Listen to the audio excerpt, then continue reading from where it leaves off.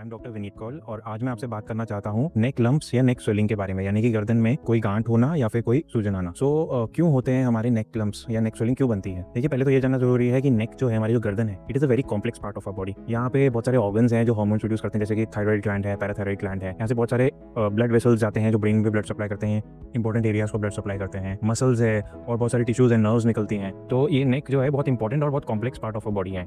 इनमें से किसी भी टिश्यू में बिकॉज ऑफ मेनी रीजन जो मैं भी आपसे शेयर करूंगा, अगर रैपिड डिवीजन ऑफ सेल्स हो तो एक लंप या एक स्वेलिंग बन सकता है। जनरली ये क्यों होता है रैपिड डिवीजन? देखिए, एक तो ये होता है कि बहुत सारे कंजेनाइटल यानी पैदा होते हैं उसी टाइम पे बन जाते हैं, तो ये कंजेनाइटल रीजन होते हैं स्वेलिंग होने के, यानी कि वो बचपन में होते हैं। लेकिन लोग कहते हैं कि बचपन में था तो हमें बड़े होकर क्यों पता लग रहा है? क्योंकि उनका जो प्रेजेंटेशन है, यानी कि जो बीमारी का टाइम होता है सामने आने का, वो later on in the life होता है। कई सारे कंजेनाइटल स्वेलिंग जो तो बचपन में ही दिखते हैं, बच्चों में ही दिख जाते हैं। इसके अलावा कोई भी आपके जैसे कि बॉडी में कोई डेफिशिएंसी हो, उससे आपके नेक के स्वेलिंग बन सकते हैं। अपार्ट फ्रॉम इट, जो हमारे एक और रीजन है वो है कोई किसी टाइप का कैंसर होना, जो एक्चुअली जो लोग सोचते हैं कि नेक में स्वेलिंग है, कोई कैंसर नहीं है, दैट इज रेयर। सबसे लास्ट में मैं इसलिए उसको मेंशन कर रहा हूँ क्योंकि लास्ट प्रोबेबल कॉज है। नेक में कोई स्वेलिंग आ रही है तो कैंसर की स्वेलिंग है, वो लास्ट कॉज होता है। कैंसर जैसे कि लिम्फोमा हो सकता है, या फिर बॉडी में कहीं और कैंसर है और नेक के लिम्फ नोड्स स्वोलन हो जाते हैं। इसके अलावा हमारी कंट्री में जो ज़्यादा कॉमन है कॉज, वो है lymph nodes due to TB, यानी कि टीबी होने से गर्दन में गांठें जो होती हैं वो बन जाती हैं, तो वो एक तरह से नेक गर्दन में स्वेलिंग की तरह प्रेजेंट कर सकती है, यानी कि आ सकती है। तो चलिए जानते हैं कि पहले तो ये देख लेते हैं कि कैसे आपको चेक करना चाहिए नेक में स्वेलिंग के लिए, क्योंकि मैं एक आपको सेल्फ नेक एग्जामिनेशन के बारे में बताता हूँ।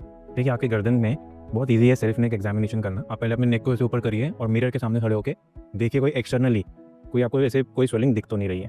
चाहे तो आप किसी को अपने सामने खड़ा करके उनसे भी पूछ सकते हैं कि नेक में कोई स्वेलिंग दिख तो नहीं रही, ठीक है। इसके अलावा आप अपने हैंड्स का यूज़ कर सकते हैं। नेक को पहले पीछे की तरफ करके आप हर जगह टच करके देख सकते हैं कि कहीं कोई आपको हार्ड लम्प, कोई स्वेलिंग फील तो नहीं हो रही। स्वेलिंग कैसी फील होगी? जैसे कि आपकी टिप ऑफ योर नोज है, उसके जैसे गोल सा कुछ फील हो सकता है। इसका एक ड्रॉबैक है कि जो थोड़ा लोग फैटी होते हैं, उनकी नेक फैटी होती है, तो उसमें आपको सेल्फ नेक एग्जामिनेशन उतने अच्छे से आप नहीं कर सकते, खुद से नहीं फील कर सकते। तो उन केसेस में हम रेकमेंड करते हैं कि आप साल में या 12 to 18 मंथ्स में एक बार अगर रेगुलर हेल्थ चेकअप जब करा रहे हैं तो आप नेक अल्ट्रासाउंड भी करा सकते हैं। नेक अल्ट्रासाउंड में कोई भी डिफॉर्मिटी होगी तो वो पता लग जाएगी। और कुछ सिम्टम्स हैं नेक में, जैसे कि स्वेलिंग के साथ साथ पस आना, फीवर आना, ठीक है, या फिर आवाज़ में बदलाव आना, यानी कि होर्सनेस ऑफ वॉइस। ये सब भी सिम्टम्स है कि आपकी नेक में कोई स्वेलिंग बन रही है। सो बहुत सारे होते हैं। देखिए, एक तो हमारी जो नेक की जो ब्लड वेसल्स होती है उसमें तरह का ट्यूमर बन सकता है called carotid body tumour. Apart from it, हमारी नर्व्स होती है, उसमें शॉनोमास और बहुत सारे नर्व ट्यूमर्स बन सकते हैं। और जो लिम्फ नोड्स हैं वो बॉडी के किसी और ऑर्गन में, जैसे कि पेट में या मुंह के अंदर या फेशियल रीजन में अगर कोई कैंसर हो तो वो नेक में as a lymph node present हो सकता है, ठीक है। इसके अलावा हमारा जो और थोड़ा कॉमन कॉज है उसमें हमारा आता है नेक में लिम्फ नोड्स होना ड्यू टू लिम्फोमा और या फिर ट्यूबरक्लोसिस यानी कि टीबी। ये दोनों हमारे कंट्री में काफ़ी कॉमनली मिलते हैं। अपार्ट फ्रॉम इट, कुछ ऐसे रीजन हैं जो नॉन कैंसरस है, जैसे कि थायराइड ग्लैंड की स्वेलिंग होना, बिनाइन थायराइड स्वेलिंग हो सकती है, कोई थायराइड ग्लैंड में सिस्ट बन सकता है, वो नेक में स्वेलिंग आ सकता है। कैल्शियम को रेगुलेट करने के बॉडी में ग्लैंड्स होते हैं, पैराथायराइड ग्लैंड्स, वो भी बड़े होकर नेक की स्वेलिंग की तरह प्रेजेंट कर सकते हैं। These are just a few, बहुत सारे कॉजेज होते हैं। इसके अलावा भी there are hundreds of causes, but I am just naming a few to keep it simple and short. So जैसे ही आपकी नेक में स्वेलिंग आए तो आपको अपने क्या करना चाहिए? आप घबराने की बात नहीं है। इंपॉर्टेंट थिंग इसके ये देखना कि अगर आपके वाइटल्स घर में ठीक है, अगर आप बीपी और अपना पल्स रेट घर में देख सकते हैं, वो देख सकते हैं, SpO2 यानी कि ऑक्सीजन लेवल आपके बॉडी में ठीक है, तो पैनिक करने की जरूरत नहीं है। It is not an emergency. At a proper appropriate time आप एक एक्सपर्ट के पास जाके, स्पेशलिस्ट के पास जाके दिखा सकते हैं। Generally head and neck specialist treat these tumours. So हम लोग आगे क्या करते हैं, व्हाट टू एक्सपेक्ट जब आप एक हेड एंड नेक स्पेशलिस्ट के पास आए? पहले तो हम आपका कोई रेडियोलॉजिकल एग्जामिनेशन करेंगे। रेडियोलॉजिकल एग्जामिनेशन में CT स्कैन, MRI, अल्ट्रासाउंड या फिर PET CT, these are the top 4 which you do. There are other test also, but to name a few, ये 4 हम करा सकते हैं। इसको कराने के बाद अगर हमें कोई स्वेलिंग मिलता है तो हमें ये देखना है कि स्वेलिंग किस कारण से हो रही है, कैंसरस है, नॉन कैंसरस है। कैंसरस है तो कौन सा कैंसर उसका कॉजिंग एजेंट हो सकता है, नॉन कैंसरस कौन किस टाइप का नॉन कैंसरस है। ये देखने के लिए हम एक टेस्ट करते हैं,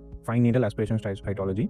उस ट्यूमर में से हम नीडल के हेल्प से थोड़ा सा सैंपल लेते हैं, जैसे कि ब्लड सैंपल लेते हैं वैसे ही, और उसको टेस्ट करके भेजते हैं, तो हमें एक डायग्नोसिस मिल जाती है कैंसरस है, नॉन कैंसरस। साथ में हमें complete head and neck examination करते हैं, आपका माउथ, नोज, थ्रोट पूरा चेक करते हैं, कहीं और का ट्यूमर तो यहाँ पे लिम्फ नोड की तरह प्रेजेंट तो नहीं कर रहा। समटाइम्स हमें कहीं पे और कुछ नहीं मिलता तो हम पेट करते हैं। पेट में कभी कभी पेट का ट्यूमर या ओवेरियन ट्यूमर में present as a lymph node in the neck, तो वो भी एक हमारे कॉज होता है। तो उसे अकॉर्डिंगली हम स्टेप बाय स्टेप चल के डायग्नोसिस की तरफ जाते हैं। और सपोज हमें पता लग जाता है कि इस कारण से होता है, उसके अकॉर्डिंगली हम ट्रीटमेंट करते हैं। सो जैसे कि जो मैं पहले नॉन कैंसरस की बात करता हूँ, अगर टीबी है तो टीबी की ट्रीटमेंट इज एक्चुअली कि आप मेडिकल मैनेजमेंट करें, आपको दवाइयां लेनी होगी। साथ में लिम्फोमा का भी यही है कि लिम्फोमा की ट्रीटमेंट कीमोथेरेपी है। हाउएवर इनमें हम एक सर्जरी कर सकते हैं विच इज एक्सिजन बायोप्सी, यानी कि जो गांठ या जो टिश्यू है हम उसको नेक में स्मॉल सर्जरी करके तो थोड़ा सैंपल हम लैब में भेजें ताकि वो बेटर डायग्नोस कर पाएंगे टीबी है, किस स्टेज में टीबी है, या लिम्फोमा है तो किस स्टेज में लिम्फोमा है, किस टाइप का लिम्फोमा है। अकॉर्डिंगली वो मेडिकेशंस उस रिपोर्ट के हिसाब से चला सकें। तो but that is not the treatment is medical therapy. इसके अलावा आप कोई बिनाइन ट्यूमर्स में, जैसे कि कैरोटिड बॉडी ट्यूमर या न्यूरल ट्यूमर्स हैं, शॉनोमास हैं, या फिर बिनाइन थायराइड नोड्यूल्स हैं, इनका ट्रीटमेंट हम लोग सर्जरी से करते हैं। कैंसरस जो है, जैसे कि थायराइड कैंसर है, नेक के मैलिग्नेंट कैंसर्स हैं, इनके ट्रीटमेंट में भी सर्जरी ही होता है, बट सर्जरी कंप्लीट ट्रीटमेंट में होता है। आफ्टर सर्जरी हम आपको रेडिएशन विद और विदाउट कीमोथेरेपी भी दे सकते हैं। This is what you need to expect. Most of the surgeries जो हम करते हैं, हम we try to do it robotically to give you a scarless appearance on the neck, यानी यानी कि नेक पे कोई कट ना मिले। अगर अप्रोच हमें अलाउ करती है टू डू इट रोबोटिकली, तो मैं प्रेफर करता हूँ कि मैं रोबोट के द्वारा सर्जरी करूँ, रोबोट्स की हेल्प से सर्जरी करूँ। रोबोट में मैं ही सर्जरी करूँगा, but just it's an extension of the surgeon, मुझे हेल्प करता है to avoid any scar on the neck. Apart from it हमारे पास और भी रिसेंट एडवांसमेंट्स होती हैं,